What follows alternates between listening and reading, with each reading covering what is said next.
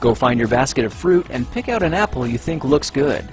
Now, using a sharp cutting knife, carefully cut the apple at a slight diagonal so that it slices right through the center of the apple core. While we're here, let's save 2 of the seeds because we'll be needing them later.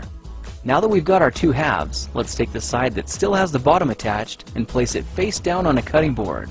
We'll need to place 2 butter knives perpendicular with the top and bottom of the apple. Now we can carefully cut down along one side of the apple core until the knife bottoms out on our makeshift spacers, then use the spacers as a guide to gently cut in from the side. When the 2 cuts meet, you'll have an apple wedge that pops right out. And while we're here, let's cut a piece from the other side the same way. Now our goal with these is to cut out 3 more L-shaped wedges about a 1/4 inch thick. And this time, rather than cutting in sideways toward your fingers, try turning the piece over so you can cut downward and meet the first cut at the bottom. Now with a little wiggle, a new apple wedge should break free. If you repeat the process 2 more times, then stagger the pieces back together, the effect is a beautifully layered wing.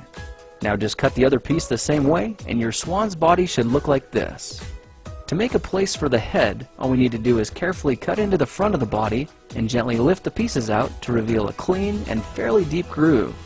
At this point we can go ahead and grab the other half of the apple and place it between the butter knives like before. But this time, we're just going to use them as spacers to cut an even slice off the bottom.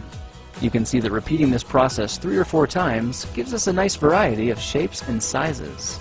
Now look for a piece that resembles a heart that's been slightly flattened on top. All it takes to form the swan head is 3 strategic cuts with a knife.